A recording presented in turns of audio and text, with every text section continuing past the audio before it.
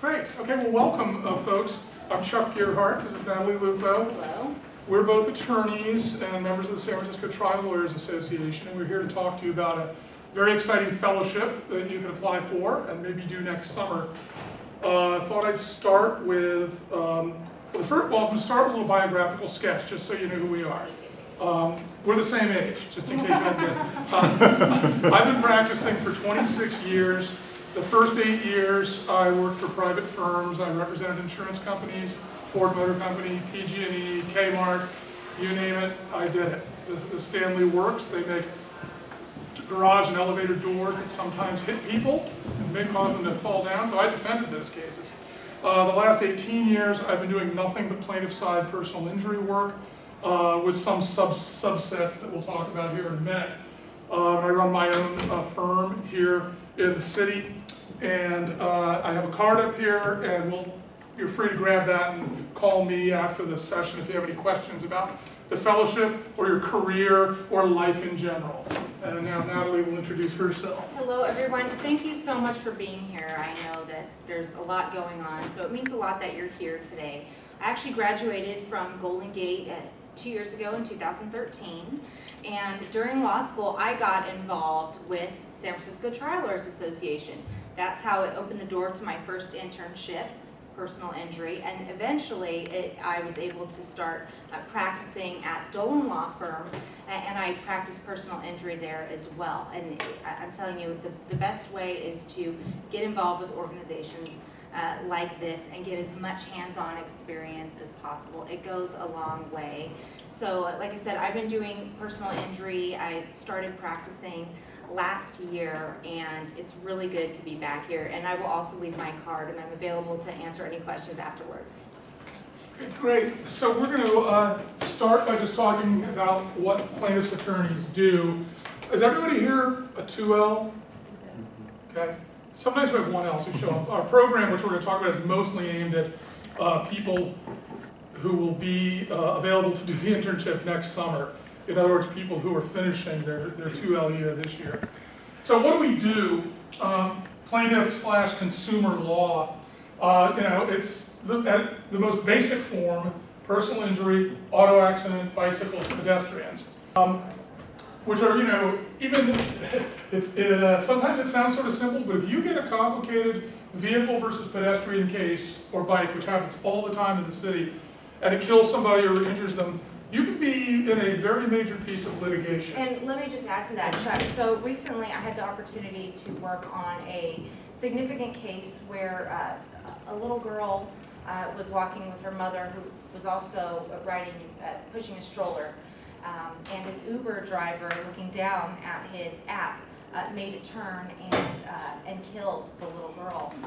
This has been in the news a lot. It just settled, but it got very, very complicated, especially dealing with where the insurance limits. With all the technology going on in this area, there's been a lot of room for these kinds of cases.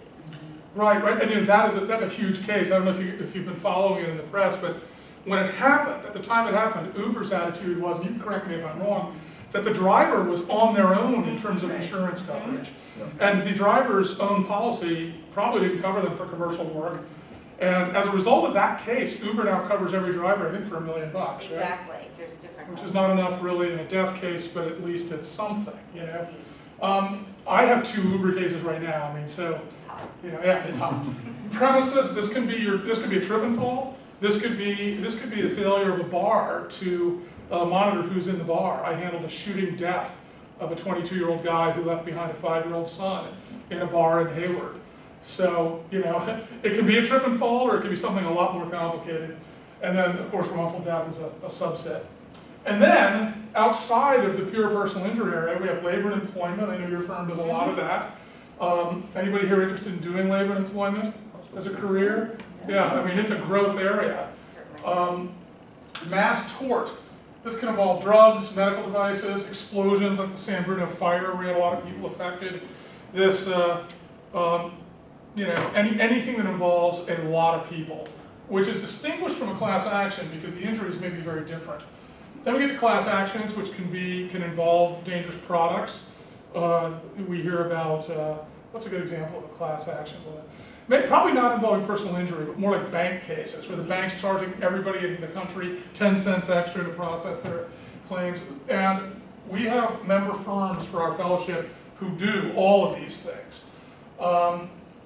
Civil rights, which can be police brutality, it can be infringement on free speech, it can be, a lot of different things, and that's a really challenging area. Transgender discrimination has been very, very big with regard to civil rights. That's right, and her law firm, Dolan Law Firm, tried a case involving a transgender arrestee who was poorly treated in jail. Actually tried it in federal court. And then finally product liability, which, there are crossovers into all these areas. A product liability case, like you may have learned about the exploding Pinto gas tank, they still teach about that. That was one of the classic product cases. Or more recently, the DePue hip litigation, if you know about that, the metal on metal that they were putting into everyone, that has been a big product liability issue. And you just reminded me of one other big area that a lot of people are not that eager to get into, but MedMal. Your office just tried one of those, We are in the middle of a trial right now, as a matter of fact, a medical malpractice trial that is very hot as well. So there's so much you can do within the realm of plaintiff's law. It's not just limited to bike accidents, pedestrian accidents, which are very hot in the city, by the way, but there's really so much you can do. All right, so now let's talk a little bit about what this fellowship entails. As you may know, maybe you don't, but for many years in San Francisco, this was a very traditional stronghold of basically white males. That's who ran law in this city, up until probably the 90s, and things are totally changing. My clients span the entire rainbow, and I know yours do too. All right, I guess we'll get going again here.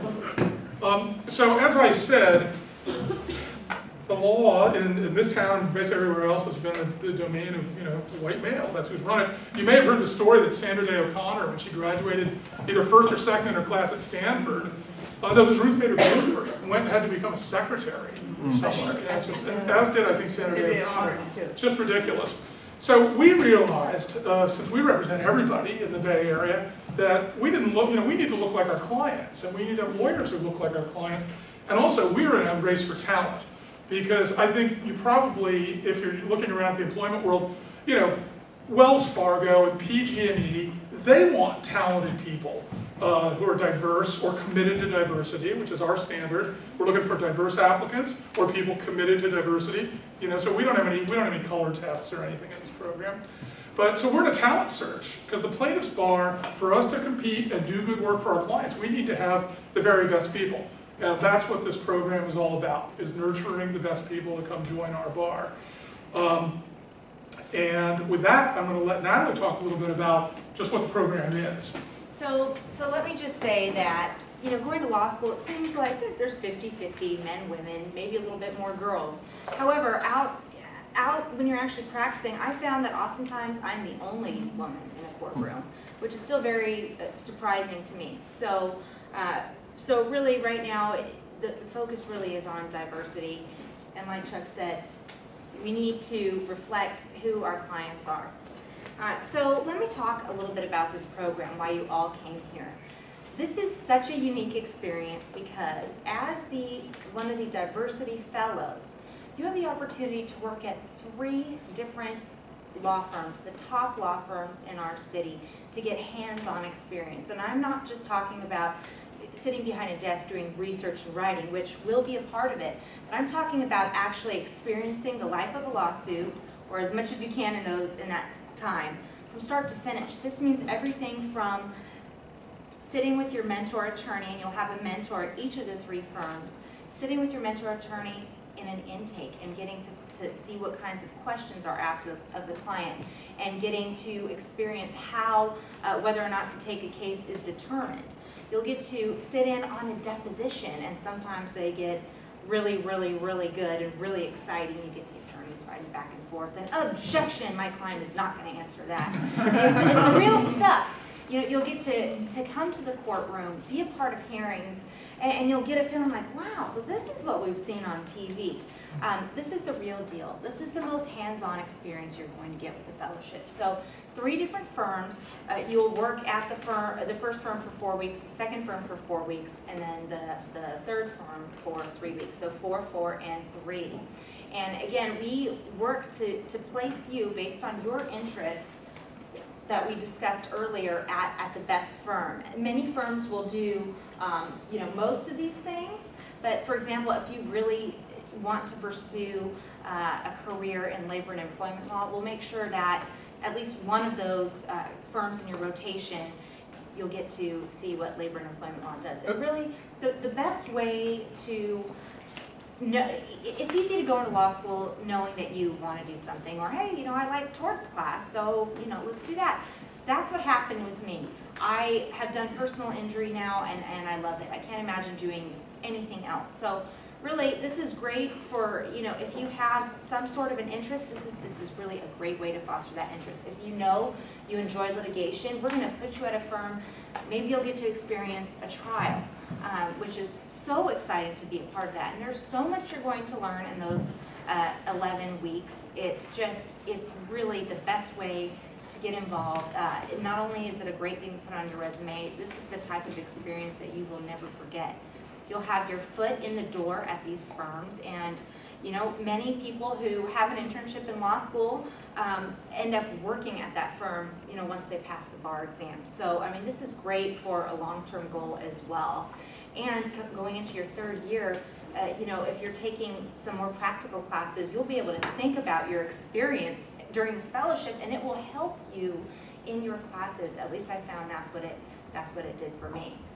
Sure, yeah, and let me jump in as well. Did anybody here follow the Ellen Powell versus Kleiner Perkins trial? You know that one? It was a front page of the New York Times and all that. Well, one of our sponsor firms, Lawless & Wallace, tried that case. And I don't know if they had a summer, the position's actually called Trial Advocacy Fellow, very formal thing. But I don't know if they had a fellow at that moment, but I'm sure that their fellow this summer worked on that case at some point. Natalie mentioned, what this could do for your career. Careers in any field of law, I think, start early, and it can start right now. You'll meet a lot of people who are, the real movers and shakers in the plaintiff's consumer side law world. And these are people who you may wind up having professional relationships with these folks for the rest of your career. So it's an excellent way to jumpstart a career.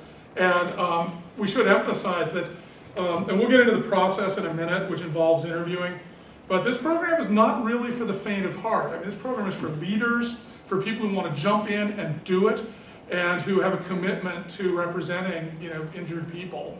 Injured, either in the consumer sense, or the employment sense, or the personal injury sense. Who've been wrong. So, I guess what I'm trying to say is, I'm giving a hint to anybody who applies to this. If you're thinking that you might really like to go do, securities work for one of the big downtown law firms, this fellowship may not be for you. But if you've got a passion for helping, the Davids of the world against the Goliaths, it is for you. Exactly. So really, most importantly, know that you'll have a mentor attorney to help you at each firm. You might be able to build a relationship with that person that is really going to benefit you, and you'll get to go everywhere the attorney goes. It's just the most exciting thing. You'll get to maybe work on a mediation brief, attend that mediation, see how the case pans out. There's really nothing like it. This is such a unique experience. And we had a fellow who showed up first week a couple of years ago, and we were headed to trial call, and we got sent out, and we went and tried the case. And the fellow got to assist us in that and come every day. So that doesn't happen for everybody because trials are becoming more scarce. But I can almost guarantee you that in this program you will go to multiple depositions, you will have multiple client intakes. That's where we're meeting the person for the first time and trying to size up the case. So you'll learn a lot about just law practice management. What does a fee agreement look like? What kind of questions does the client have?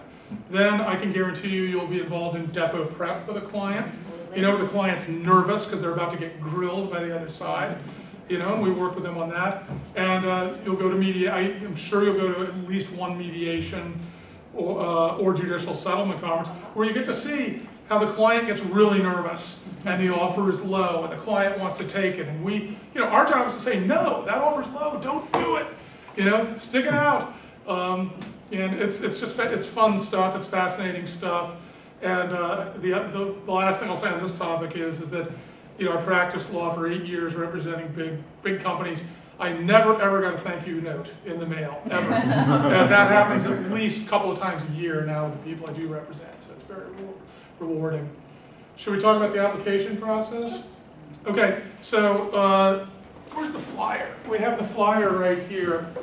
There is a deadline, and it's coming up. Who knows what it is? October 16th.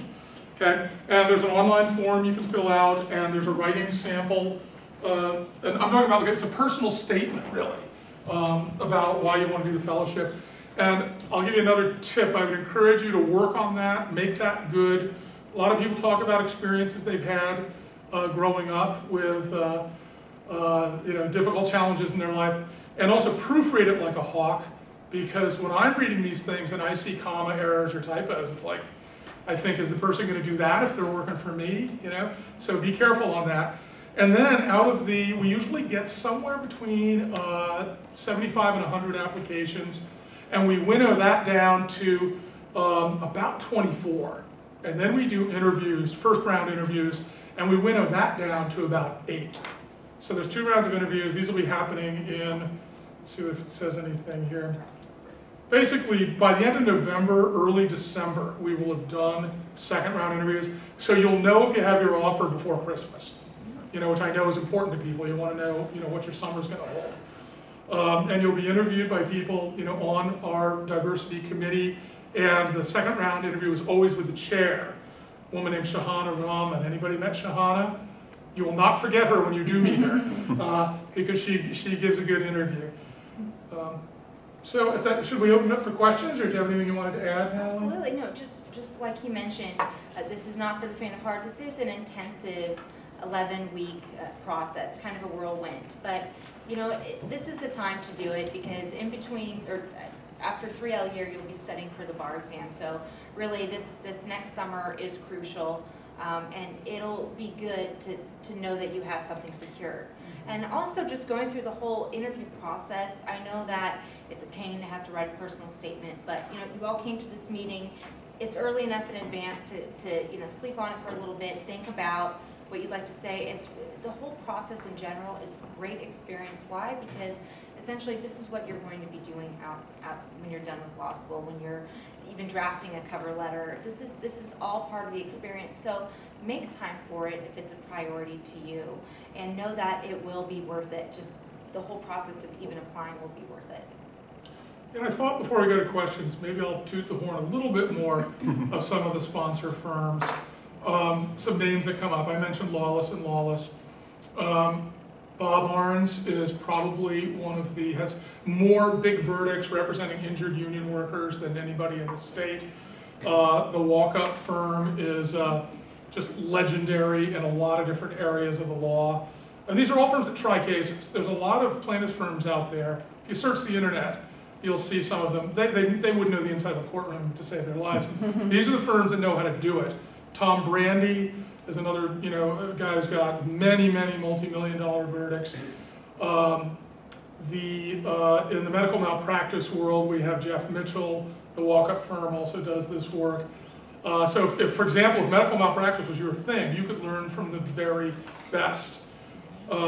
Chris Dolan, who runs Natalie's firm, has tried a whole bunch of cases, and he's not even 50 yet, right? We're in one right now. Yeah. Right now. Also, we should mention that you will receive a $6,000 stipend, which is certainly helpful. So you'll be working, but you'll also receive, you'll be compensated. And there's a social element to it as well. There are some get-togethers because in the San Francisco Trial Lawyers, we're a social group, and we get along and we help each other. Is anybody here a member of SF Trial Lawyers? Great, good to see hands. And we have, one of the things we get, we have an ultra cheap membership for law students. I think it's $25. We have a listserv that has 1,000 people on it, and every day, you ever read the listserv? Yeah. You know, I mean, you get all kinds of It's stuff. entertaining at times. It's very You'll learn a lot about the law, and the other thing is, this is a reason I would recommend law students to join us, is you come to our events, you can start networking there, and also, I mean, sometimes on the listserv, there'll be a thing that says, looking for a law clerk, you know, paying gig, and you know, it happens more often than you might think, and I'm an example of that. I met Shahana Rahman was my first internship in law school. I met her at an SFTLA event, and then eventually ended up at Dolan Law Firm, which is just a wonderful firm to work for. And it's really because of getting involved in law school. Is the Student Trial Lawyers Association an active club here? Society of Litigators. Society of Yeah. Litigators? Okay. When I was here, we had SOL and STLA, Student Trial Lawyers Association, which is affiliated with SFTLA. We can chat later about that. so tell them what you did, when you went over to Dolan at first, you weren't full-time, right? I was Tell them not- what you did there. So essentially, Shahana Rahman used to work at Dolan Law Firm many years ago. So the plaintiffs community in San Francisco is small. So you know one person, they can introduce you to so many people. That's the way it works. But no, originally when I was at 3L, I was asked to come, work at the firm, and it was a semester thing. And after I graduated, I was actually contacted by Dolan Law Firm again to work from home and summarize depositions. So while I was waiting for bar results, I did that. Eventually, a trial came up and they called me and said, Natalie, will you come into the office and help us work on the trial? I said, sure, no problem. Waiting for bar results.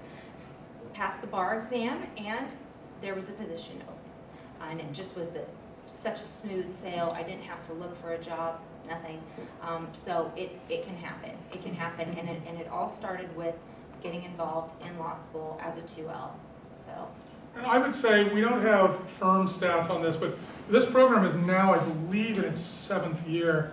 And I would say at least half of the fellows who have been involved have wound up working plaintiff side law, some of them for the very same firms that they spent their summer with.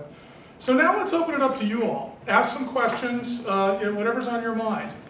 Yes? So you said 8, it gets whittled down to 8. Is that the total number of fellowships available, or is it less than 4? There's 4. Okay. So 8 goes I down knew to there's another 4. whittling. Okay. Yeah, I mean, it's pretty competitive. But on the other hand, what is it? You must enter to win, right? Yeah. Let's hear some other questions. There's no such thing as a bad question. Throw it out there, yeah. So, in the application process, when you're reviewing them, what are some things that stand out in specific applicants that are an advantage to them? Well, I'll tell you what stands out negatively for me, and I've reviewed these things a lot, Objection, non-responsive? is if someone just sort of writes platitudes about how they're committed to diversity and how the world would be a better place if it were more diverse. That tells me you haven't really thought about the program, or at least how the law applies to all this. But it doesn't have to be like, here's why I want to be a trial lawyer. Some of the better essays I've read, one involved a person who picked crops in the fields in the Central Valley and saw how the employers were taking advantage of the laborers, and how this person wanted to go do labor and employment. Another one involved a person who, some of the folks come from, I'm not saying you have to lay out your family struggles, but some of them involve people who came from very difficult family situations, which sometimes involved interactions with the legal system early. But the other thing could be, if your goal is to go try cases, talk about that. Talk about why you're interested in doing that. Tell us what steps you've taken to prepare yourself to be a trial lawyer.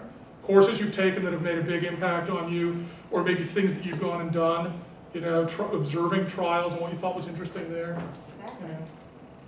So show us that you're really interested in being a superstar. That's what it's about. Other questions? I'm not trying to intimidate anybody. Show us you're interested in being a rookie of the year. How about that? These are all kind of format questions. So in the application, online application, it has an area for coursework. Is that you want listed, or no, just talking about the kind of courses that you've taken? People usually or- just list their courses that Okay. they think are relevant, Okay, like evidence. It's good for us to know if you've had evidence, or maybe a civil procedure. I think everybody has that probably. But if you've done a clinical course in trial advocacy or something, that would be, we'd want to know about Exactly. that. Trial lab, exactly. And then of course the other thing is, that stands out is if you actually have experience volunteering or working for consumer side organizations or law firms, we'd like to know about that for sure. is that better, because that's what I'm just worried about, like where exactly, because I have the personal statement, would you rather have that in the personal statement, or would We're you going to rather- attach a resume too. Right. Okay, so we're going to see your work experience in the resume, but let's say that you spent a whole semester summarizing depositions for a labor and employment firm. You know, talk about that. Talk about what you learned doing that.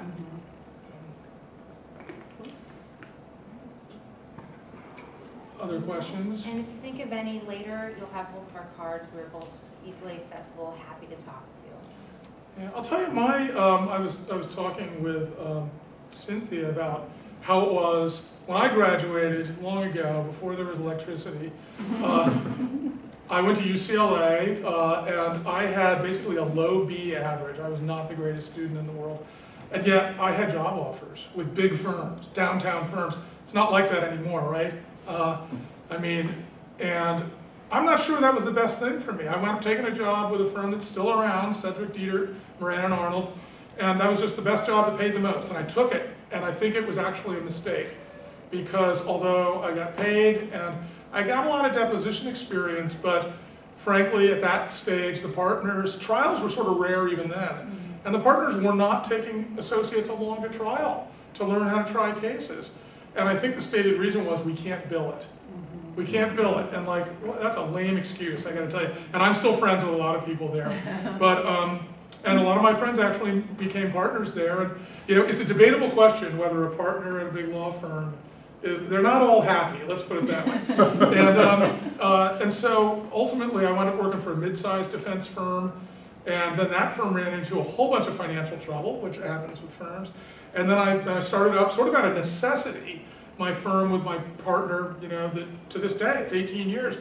And that's when I found out why I really wanted to be a lawyer. And I have just loved doing this the last 18 years.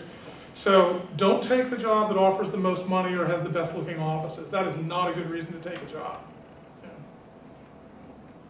I also want you to know that we will help tailor this fellowship as much as possible to your goals. So, thinking about what you want to get out of it, there will be, opportunity.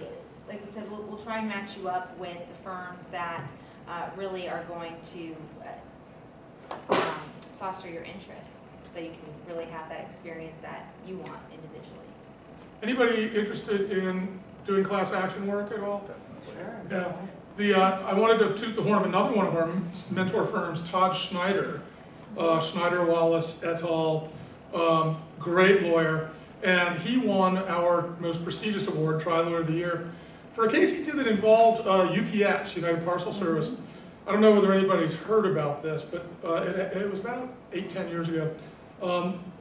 Deaf employees. They were glad to have deaf employees sorting mail and working down the mailroom. But the most lucrative jobs are driving. Drivers make the most money at UPS. And UPS was saying, no, if you're deaf, you absolutely cannot drive for us. And Todd and a number of other people said, well, wait a minute. Does that make sense? Is there a reason for that? And they went and tried. They actually tried a class action involving all deaf UPS drivers or hearing impaired, and they won it. And it was worth a lot of money to the employees. There was also, because I forget exactly what it would be under one of the labor and employment statutes, there was statutory fee shifting, so that the attorneys, got well compensated. And it was a revolutionary case. That's what I think is very cool about it. That Todd said they were going in and arguing motions where there was no precedent. This was the lead case in the world of deaf workers. So that's really exciting. I don't practice in labor and employment, but I think it's very exciting. Yeah. I did a lot of civil rights work. I think civil rights those cases are extremely challenging, but so rewarding.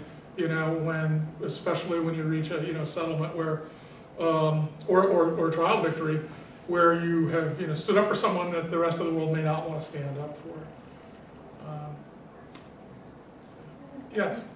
So the flyer says that we participate in all aspects of trial. For students who've done evidence and trial and things like that, we've had a little bit of practice, maybe not in a real courtroom. Argument motions and limine and just motions in general. Do we get to participate that much, or is it we just get to go to court and watch it? Do we actually get to speak in court? How much is the participation? I think it would depend. Well, first of all, I think you'd have to be a certified second-year student to do that. I think it would depend on the stakes in the case. You know, if it were, I think the more routine the case, the better chance there is that you get to do something. If it's a really high-stakes case, or like in Med Mal, you know, some of the motions are super complicated and you just couldn't take a chance on it. I can tell you this, that I've had, I had a summer student take a deposition in one of my cases. Now, but the nice thing about a deposition is, if things are not going the way I want them to, I could step in and ask more questions. Right. With trial, if you heard the expression, you can't unring the bell. You know, so you'd have to be you want to make sure that your student knew what they were doing. But I would, if I were trying a case, I would certainly have my student in there every day. And if I had a witness that I felt things, you know, that was pretty cut and dry, that things couldn't go wrong with that witness, sure, I'd give that witness to the student, yeah. And I think the judge would love it. The judge would get a real kick out of it. And that's what it is. I mean, that's what we're looking for, is people who want to jump in there and do this stuff. When we do client intakes, I will tell you that my practice is primarily personal injury, but arising out of a lot of different settings. I love it when I have my summer fellows in with me, because I get sort of jaded. You know, I turn down 29 out of every 30 cases I intake, maybe more. What's your ratio? The same, but we certainly don't accept every case. Yeah, you got to be careful, and I love being able to turn to someone who's sort of new to the world. You know, after maybe we head back. Like sometimes, let's say that, you know, we've had the conversation, we're trying to decide what to do, and I'll take my fellow aside and say, so what do you think? Should we take this case or not? And you know, that's a great thing to learn. And I can tell you, in our world, if you take the wrong case or the wrong client, you're living with that case for a long time. I know. At our firm, when we do an intake, we lay out duty, breach, causation, damages. We essentially IRAC their case to figure out if we have all the elements needed. Why? Because those are the elements you need to prove. So. Yeah, and there's a It's part. in real life. Yeah. It's real. And also, the other thing is, anybody here? Maybe Natalie's probably heard this, a three-legged stool for evaluating tort cases. It's a very helpful device. You've got to have liability, right? You got to have damages. I mean, if it's a hangnail, what's a jury going to get for a hangnail? And the third prong is assets, like insurance, you know, or maybe, as a friend of mine says, if you got the drunk FedEx driver who caused the accident, that's good, because FedEx is a big company. And so a lot of times what I have to do in an intake with a client is say, I'll even talk to them about the three-legged stool, and I'll say, you know, you got a great liability case, you were rear-ended, and you actually, you know, you broke your leg, I'm really sorry that happened, but this other person, you know, maybe we already know, or we can figure out that they only had a very small insurance policy. At that point, you know, a lawyer can't really help them. And so there's an art in what we do to sometimes speaking the truth to our clients. Right, and that of course goes beyond the textbook, because they don't really teach you in law school about the practical things, the insurance coverage, the you know, underinsured motorist policy, and yet so it was a big surprise to me when I started practicing that, oh, we have to look at all these other factors as well. I didn't even know that when your insurance pays for medical treatment and you sue a third party, that medical insurance is entitled to their money back, and that the attorney has to negotiate that down. This was all news to me, and it's often news to the people that we bring in for an intake as well. But again, that's why the hands-on experience is so valuable, and it actually does help you when you come back to school, because you understand things from a real-world perspective. Anybody here taking, I think I know the answer to this, but anybody here taking insurance law? They offer that here? They must. I don't think so. Yeah. Like once every. You know, it's funny, I think there, anybody here, is anybody here interested in, well, never mind, I know the answer to that too. Insurance coverage can be very boring stuff, but we've got to learn it. Yeah, you know, and sometimes we have to hire insurance coverage specialists to help us. Anybody heard of insurance bad faith? You know what that is? When an insurance company jerks their insured around and refuses to pay? That is actually, yeah, it happened to you, right? Yeah, that's someone came in with that issue. Yeah, that is an area we should have put up here, insurance bad faith law. Pillsbury, Levinson, and Coleman is one of the best firms in town for that. And I mean, you know, it may sound dry, it may sound boring, but that is a huge area of the law. And in some ways, I mean, if you've had like disability insurers, you know, like a dentist gets injured, can't do dentistry anymore, but the carrier figures out a way not to pay that dentist disability. You know, it may not sound like the sexiest case in the world, but it can be a very big money case for all involved. And you know, unfortunately, sometimes justice is money, you know, in this world. That's a hard thing to explain to jurors sometimes. But, and I guess the last thing I'll say that I want to encourage more questions is you will learn a lot. And I think one of the things we spend a lot of our time doing is we go to programs and CLEs on how to talk to juries and how to convince them that our case is a real case. Our case is not the McDonald's case, you know, or you know, it's not some BS sham case, which actually the McDonald's case was not. It's not. Yeah. And if anybody is interested, I have a couple of extra copies of the DVD Hot Coffee, which explains that. Yeah. So It's Yeah. a great if you documentary. email, I've seen it. yeah, I mean, well worth watching. Yeah. And as a matter of fact, for the folks who watched it, you know, I thought was even more shocking than that was the Texas case with the brain injured kid who had like severe cerebral palsy and could barely move.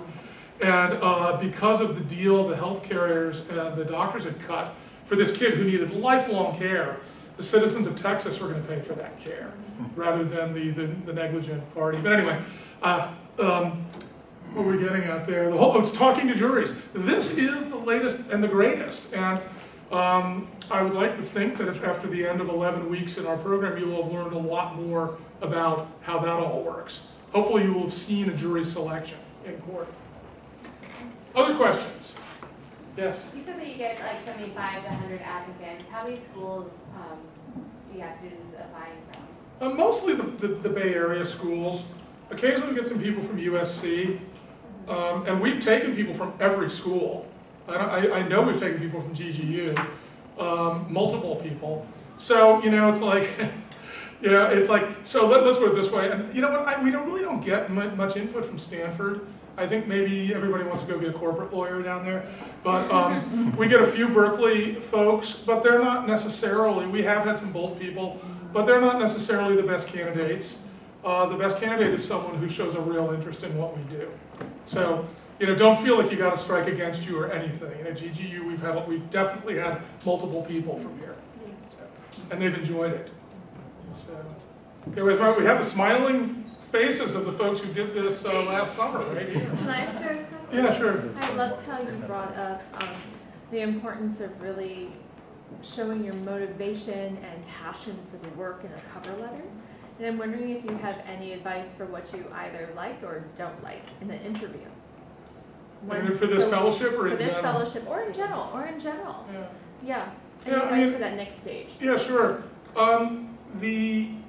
You know, I appreciate honesty from people, but we've had like a couple of folks who come in, they said they want the fellowship, but then we had one person who said that her goal ultimately was to go represent farm workers in the Central Valley, and that's very admirable, but that doesn't sound like someone who's going to stick around and do our work here. But even more, I remember someone who said, I'm thinking about going and doing like defense work. You know, if you come into an interview and tell us you're thinking about doing defense work, Sure, your interests you're probably are not going to get it. wanted. You know.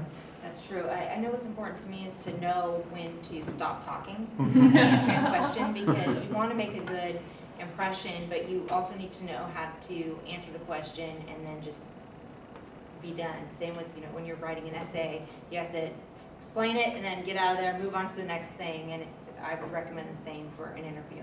Show enthusiasm. You know, if you know anybody who's a practicing lawyer out there who does our kind of work, feel free, you know, contact that person, talk to them a little bit about what they like about their practice. The other thing is you may get a hypothetical question, legal question in your interview, and it's not going to be the thing where the answer matters so much as what is your thought process. So I mean, a couple of times we've done a question involving a subsequent remedial measure, like, fall down staircase with a non-code compliant rail and it gets replaced. And so, like, we ask the person, tell us your thought process for how you would research this. And some people just say, well, I just go on Google. And it's like, yeah, but you know what? We need to know more about how you would think this through. Like, well, I might first look at the code itself and see whether the code has been mentioned in case law. Might see if there's a treatise. I'd go into the treatises on subsequent remedial measures. The evidence code, of course, has case annotations. Talk to us about your thought process and show us that you're someone, if we give you an assignment, you're going to be able to hit the ground running and work on it.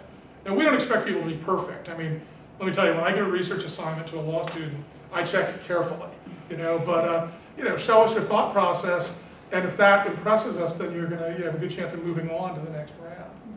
And show enthusiasm, ask questions. That's what I would say.